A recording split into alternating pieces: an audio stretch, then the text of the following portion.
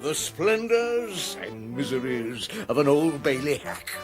Some cases of Horace Rumpole, barrister at law, as told to and written down by John Mortimer, with Maurice Denham as Rumpole and Margot Boyd as Hilda.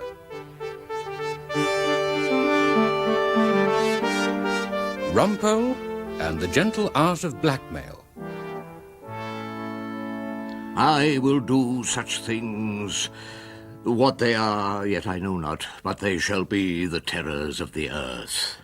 That vague menace of King Lear, of course, was absolutely hopeless as a bit of blackmail.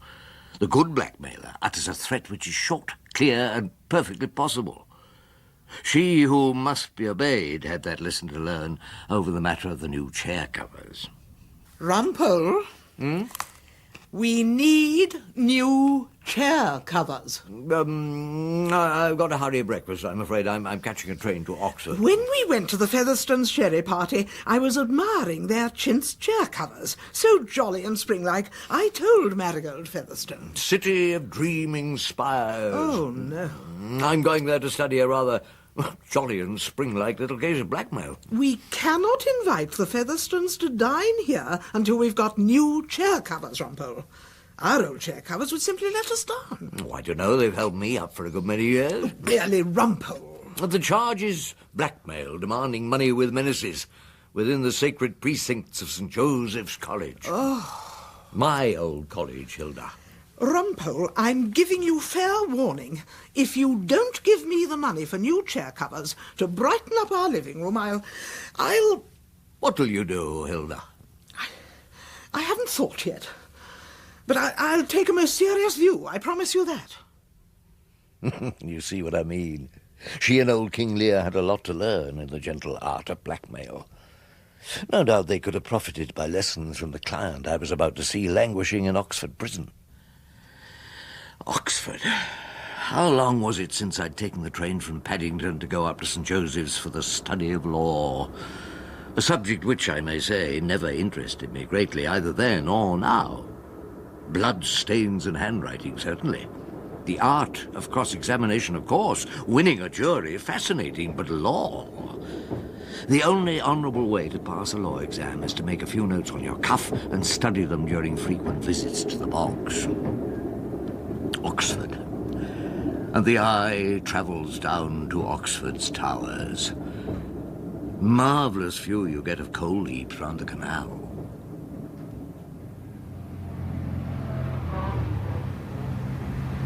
It's never Horace Rumpole. Huh? Well, it is sometimes. You remember me, don't you, Rumpole? P.J. Fosdyke. Fozzie Fosdyke. Fozzie? We were up at St. Joseph's together. In the year dot. Rumpole. What are you doing in Oxford? Oh, bit of legal business. Do you have to hurry back? Come for a drink at the old Coll. Or something to eat. We dine early. Oh. Mr. Rumpole. I'm a fellow there now, you know. Tutor in modern history. I'm Sue Galton, Mr. Rumpole. Oh, yes? From your instructing solicitors in the Vernon case. Ah. This is P.J. Fosdyke. We were up at Oxford together in the year dot. Miss Sue... Galton. Very nice, too. Miss Galton must brighten up your work considerably, Rumpole. Well, come on, Mr. Rumpole. I've got a taxi to take you to the prison.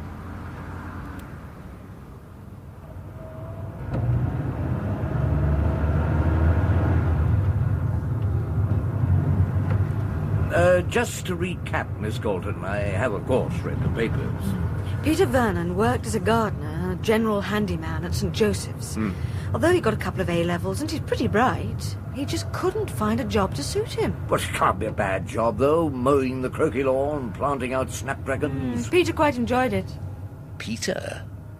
Was this just contemporary solicitors' talk, or did it, I wonder, show a higher degree of intimacy with the accused? Peter was really happy at St. Joseph's until the business with Sir Alan started. Ah, I know. Sir Alan Tufnell, Professor of Moral Philosophy. Always ready and willing when they need a brain for the telly or any questions. Been principal of St. Joseph's, so far as I can remember, for the past 5 years. Yes, that's him. Mr. Rumpole, before we get to the prison, there's something I ought to tell you. Peter's not in the least gay. Well, I'm sure he isn't. Not stuck in Oxford jail for the past 6 months on a nasty charge of blackmail. No, you don't understand. Oh, tell me. Peter's just not queer. He's not homosexual. You see, I can guarantee that. Personally. Can you, Miss Gold? Yes. Peter's my boyfriend. We're going to be married when you get him off. Here we are at the prison. This, I must say, was an added complication.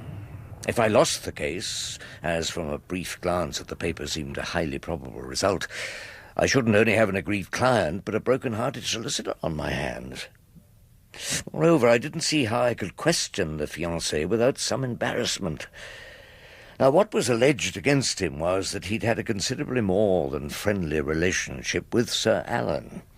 He'd then extracted various cheques, sums of cash, and a handsome engraved gold cigarette case from Sir Alan, as a price of not publishing the full and passionate details in the University Gazette. Peter Vernon? Hello, Mr. Rumpole. It's kind of you to come all this way. I know you're busy. I got you some cigarettes, Peter. Oh, thanks, Sue. How are things in the Oxford Nick? Well, it's not the senior common room at St. Joseph's, but it's not so bad, I suppose. There's one or two decent screws, blokes you can talk to. You haven't been worrying, have you, Sue? What do you think? Well, you're not to worry. We'll be all right. Now we've got Mr. Rumpole. Sue told me you were marvellous at getting criminals off. Really? Well, she's too kind. Well, you may have a bit more trouble with me. That's why. Well, I suppose my problem is, I'm not a criminal. I looked at Peter Vernon. He was, I suppose, about 21 years old. To say he was a good-looking boy is an understatement.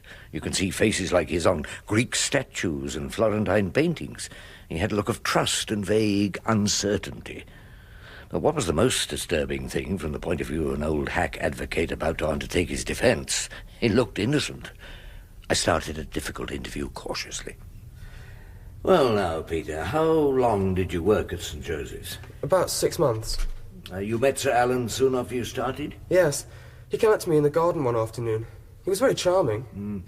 Do you remember what he said? Well, I do, as a matter of fact. He said, "Such was that happy garden state when man first walked without a mate." Andrew Marvel. And I said, "After a place so pure and sweet, what other help could yet be meet?" He seemed surprised I knew the poem. And then? He used to come out and see me, if I was alone in the garden. Sometimes he'd bring me a glass of sherry or a packet of fags. We'd talk. About? All sorts of things. Music. Peter loves music. And opera. He told me opera was another world. I'd never seen one. But he said I was like Siegfried. Wagner's Siegfried. Then one day he asked me if I'd like to come out to London, to go to Covent Garden with him. We had dinner at his club. Where? Somewhere in St. James's. The food was terrible. You'd do better off in a bistro in Oxford. Then we went off to Covent Garden. Did you come back to Oxford that night? Sir Alan drove me back, yes. And then? My instructing solicitor was looking at him and holding her breath. I've got a room near the station. He dropped me off there, and then, well, I suppose he drove back to the college. And after that? We went to dinner in London once or twice. Oh, and I had tea with him in his rooms a few times. And that's all? Yes, that's all. What's the time? Oh, damn. Miss Galton, I meant to phone my clerk. You can do that from the office when we get back. No, he'll be gone then, I'm afraid. Look, you couldn't ask them if you could make a call to the gate, could you? Just ring my chambers and say I'll be free for the breathalyzer case at Chelmsford tomorrow. There's a good girl. Oh, do you want 10p? I think we can stand you a phone call, if you're going to get Peter off. Officer, this young lady wants to make a phone call. Oh, right, sir. If you'd like to follow me, miss. I can't get you off, you know, unless you tell the truth. Pity. Yes, it's a pity. And if you don't tell the truth about you and Sir Alan, the jury will never believe you about the blackmail. I don't want Sue to know. Well, she'll have to hear it sometime. Look, what do you think? Would Miss Galton rather have a free man who's had a few queer experiences, or wait for 4 years for a convicted blackmailer? Anyway, there's no defense unless you did it. Now, you did it and he gave you presents for it. Isn't that the story? It happened that first night, after Siegfried. I suppose I did it out of politeness. You know, the way you talk to say thank you after a children's party. You didn't care for him. Oh, it wasn't him at all. It was his whole world. The way he talked and the music he played me. And even that freezing old club with the Regency paintings and the rotten food. I was grateful to him for showing me all that. The rest didn't seem terribly important. He gave you money? Yes. Checks a few times. He must have been mad to do that, mustn't he? Yes, and you were mad to pay them into your bank account. You were both doing your best to help the prosecution. You were under 21 then, weren't you? Yes, 20 and a bit. Did it occur to you it was a crime? Was it? Yes, it's something you're not allowed to do until you're 21 by the wisdom of Parliament. Why did you keep the money? Just kept it. And the cigarette case? Yes, that was the last thing he gave me. I kept it all because...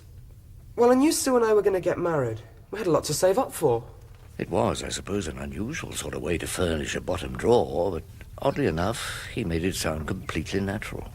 I phoned you, Chambers. They didn't seem to think you had a case tomorrow. Oh, didn't they? How strange. Well, I'm always the last to hear. Now, I must go and take a look at my old college. Thank you for coming to see me, Mr. Rumpole. I'll give you a piece of advice which would be fatal to most of my clients. For God's sake, tell the truth. If there are any lies to be told, leave them to the professor of moral philosophy. He might well be better at it. Fosdyke, I thought we were going to have a quiet drink in your rooms. I really can't dine at your high table. It'd be most embarrassing. Of course you can. The food's not bad at all. You'd like to meet Humphrey Grice. He's our senior law tutor. This is my friend Rumpole, Humphrey. How do you do? It seems he's known as Rumpole of the Old Bailey. Really? How amusing.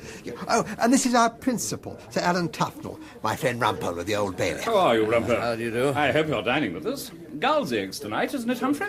We usually have Gull's eggs on the first Thursday in Lent, and we make ourselves stop at 3. Sir Alan, could I have a word? Fasting is a state of mind, I do believe that. Yes, what is it, Rumpole? Well, Fosdyke invited me to dinner, but I should tell you that I'm appearing for young Peter Vernon on a blackmail charge. Oh, good. Do your best for him, won't you? I feel genuinely sorry for the lad. But it's no doubt embarrassing for you, Sir Alan, having me here. Embarrassing? Why should it be? We shall be drinking some rather seductive Sancerre with the eggs I was telling you about. Oh, of course, Rumpole. We won't talk shop. For the first, and I hope the last time, I sat down to dine with a major prosecution witness a week or two before a criminal trial. But Sir Alan was consistently charming to everyone.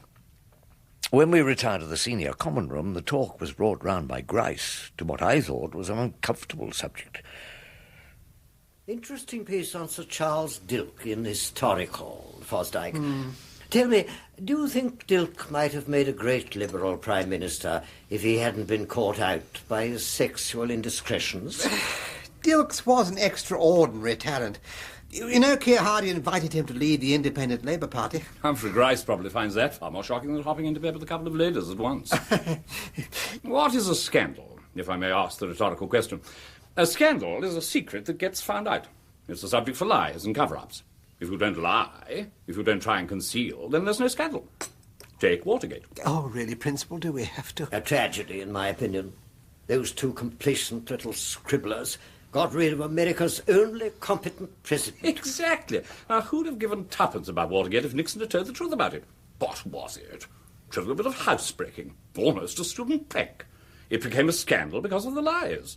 The moral is, if you want to kill a scandal, tell the truth. Is that what you intend to do, Principal? Since you have the bad taste to ask the question, Humphrey, after dinner and in the presence of a guest, the answer is unquestionably yes. As he said this, the principal gave me a glowing smile and an invitation to put up for the night in a college guest room. The next morning I had a leisurely breakfast with Fosdyke and then wandered through the town to land up breathing in the dust and powdered leather of a second-hand bookshop. There I propped myself up to read a tattered volume of memories by some dead legal hack recalling life on the old southeastern circuit, when no case seemed to last more than a day, and most ended with the black cap at twilight.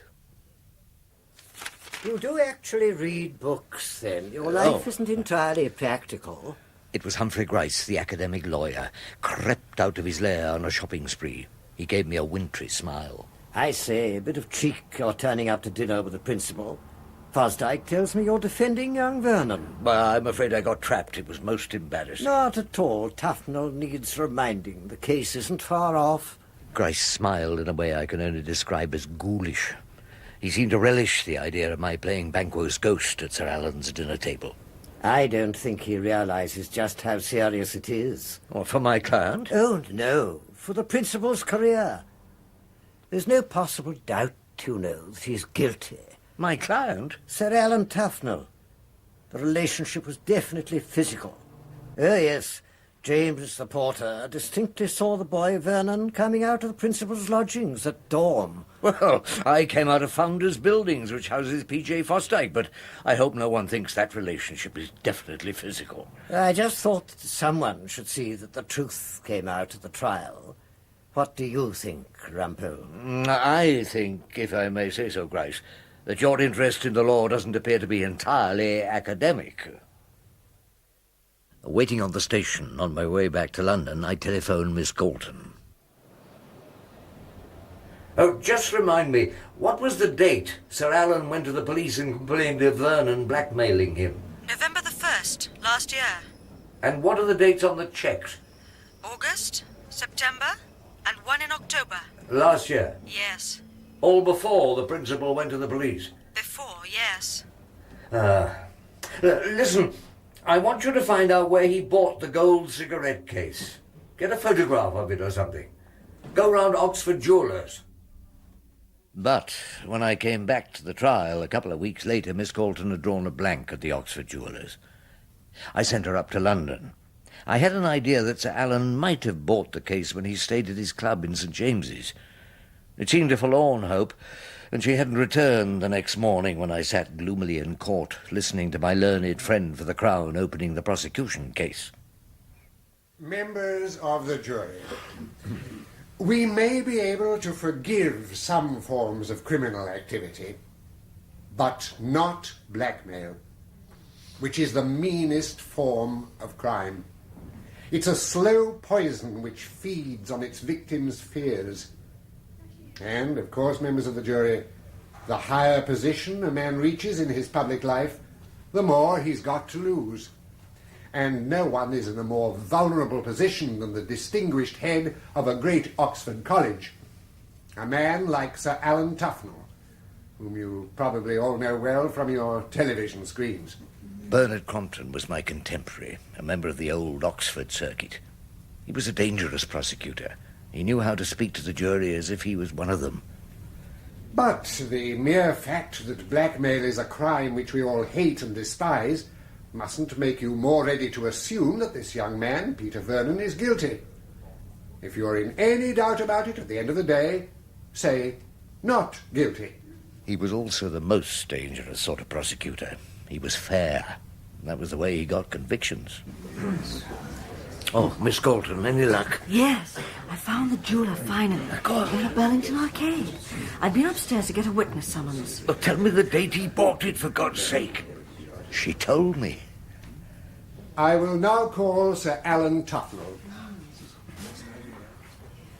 I swear by Almighty God that the evidence which I shall give shall be the truth, the whole truth, and nothing but the truth. Sir Alan, you understand that in blackmail cases the victim can remain anonymous and merely be referred to as Mr. X. I will direct the reporters in court to refer to you in that way. My lord, I am extremely grateful. I bet you are. No chance of poor old Peter Vernon being called Mr. X, however. Sir Alan, you are the principal of St. Joseph's College. I am. You are the Oxford Professor of Moral Philosophy and a Fellow of the Royal Society and a Companion of Honour. Yes, I am. When did you get to know the defendant, Vernon? About 18 months ago, my lord, when he came to us as an under gardener and general handyman. Did you have any relationship with him other than as a college servant? I think he became a friend. I hope all the college servants are my friends. Did you offer him any particular form of friendship? I found that he was a very intelligent young man, with genuine, if unformed, musical tastes. He had done well at school, but his parents had opposed him going on to higher education. I thought he might be feeling jealous of the young men of his age who were enjoying academic life at St. Joseph's. So? So I invited him to my rooms. We talked. About what? About music, about philosophy, I tried to have the sort of discussion with him that I would normally have with an undergraduate. Did he ever stay the night in your lodgings? Once or twice, when we were talking late. I put him up in my spare bedroom. And did you go to London together? Again, I think it was once or twice. I took him to Covent Garden and dinner at my club. Did your friendship continue happily? I'm afraid it didn't. What happened? One day, Peter Vernon came to me in the garden and said that if I didn't give him money, he would write round to all my colleagues at St. Joseph's and tell them that we had been sleeping together. And had you? Certainly not. How did you react? I'm afraid foolishly. I knew I was innocent of what he was suggesting, but I was afraid of the scandal. So you gave him the cheques which we have seen? Yes, and sometimes cash. Amounting to some £600, and the gold cigarette case, which was how much? I think that was 500, my lord. And then? Then I began to think about it and realized that if I went on paying Vernon, he would blackmail me forever. I decided that I must face up to the possibility of scandal and go to the police. I'm sure we all realise that required considerable courage, Sir Alan. Oh, come on, Judge. You're going to give him his VC now or later? Yes, thank you, Sir Alan. Just wait there, will you, in case my learned friend has any questions? Just a few. Sir Alan Tufnell. Yes, Mr. Rumpole. In your book, Morality and Modern Man, you said something to this effect. Modern man will do good and tell the truth for its own sake, and not out of fear or respect for a possibly non-existent deity. I did, yes. And yet you began your evidence by swearing on the Bible. Yes? And why didn't you affirm, if you don't believe? Mr. Rumpole, I said God was possibly non-existent. That means I have to recognize that he possibly exists. And on that outside chance you took the oath as you did. Mr. Rumpole, are you criticising Sir Alan for taking the oath in the usual fashion? No, my lord. I am criticising Sir Alan for trying to present himself to this jury as something other than he is. You're lying about yourself, are you not? Perhaps you could make clear what you mean. The truth is that you and this young man were lovers. No. And as a lover, Will, you gave him presents from time to time. Is that what they were? Oh, certainly that's what they were. The sort of expensive presents another man might give his mistress. I have no idea what a man might give to his mistress. I expect you haven't. You never married, Sir Alan? No. I have been denied that happiness. Well, I suppose some of us might say you've been exceptionally lucky. So you have no one else to give presents to? It's true that I have no immediate family. No one but young Peter Vernon? I have already told the court why I gave him that money. Because you were afraid of being accused of something you hadn't done? Exactly. And you knew that Mr. Humphrey Gryce, your senior tutor in academic law, would use any scandal to have you dismissed as principal because he coveted your place? That was something I did have in mind, yes. And you were particularly fearful because you knew the charge was true? No. Sir Alan, we've heard my learned friend in his opening speech tell us the date when you went to the police to make this charge of alleged blackmail. Yes. It was November the 1st, was it not, of last year? I believe so, yes. Oh, you can take the date from me. The police did nothing for well over a month. No, they were making inquiries. At Vernon's bank, for instance. Exactly so. And during that time, you gave Vernon this gold cigarette case. No. No? I'm sure. That can't be right. It can't be right if you're telling the truth, can it? You wouldn't decide to put an end to the blackmailing by complaining to the police and then spend £500 on a gold cigarette case for Peter Vernon. No, certainly not. Oh, but you see, that's exactly what you did, Sir Alan. I will be calling evidence to prove that you bought this case on the 5th of December last year at a jeweller's in Burlington Arcade near your club, and gave it to Peter Vernon as a Christmas present. What date was that, Mr. Rumpole? The 5th of December, my lord. Why should I do that, Mr. Rumpole? I'll tell you, Sir Alan. Because you wanted to frame Peter Vernon on a blackmail charge. Frame him? Oh, yes. You wanted to make sure that Peter Vernon wasn't going to be believed if he ever told the truth. You knew that Gryce was onto your trail like an old bloodhound. And you also knew Peter was planning to get married to a young lady solicitor. You didn't know him very well, did you? You thought he'd start talking about your nights at the opera. But I'd already given him the cheques. Presents. Presents that could be used to get Peter Vernon arrested and have him convicted as a criminal whom no one could believe. Oh, you might have got away with it, Sir Alan, if you hadn't wanted to add one final bit of evidence. The gold cigarette case that you bought him in London after you'd gone to the police.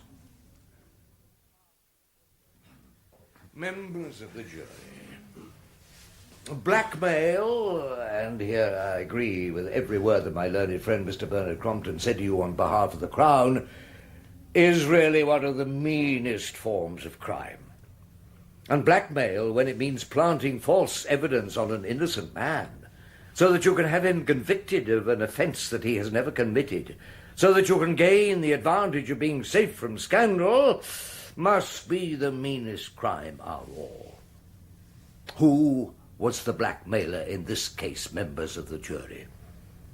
Was it the young man in the dock? Or the older man in the witness box? Who is lying about whom? Ask yourself that question, and remember that the answer is a gold cigarette case, bought to bolster up a false charge and bought after Sir Alan had complained to the police.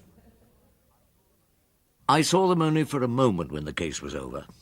Peter Vernon came out blinking into the sunlight, surprised to be free.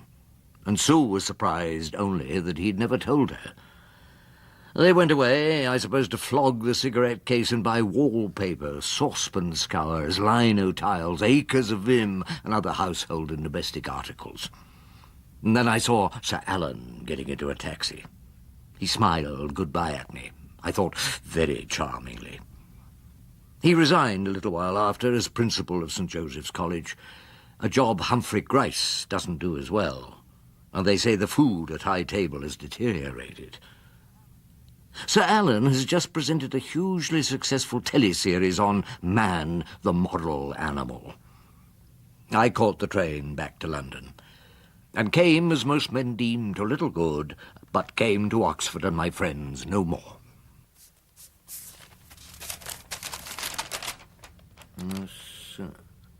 Hilda, what on earth's this? It's an estimate, Rumpole, for redecorating the flat. Well, why should we want the flat redecorated? Well, to brighten it up, of course. If you'd agreed to buy new chair covers, it wouldn't be necessary. That was a decent bit of blackmail, clear and open, and, of course, quite effective. All right, then, Hilda. Chair covers it is.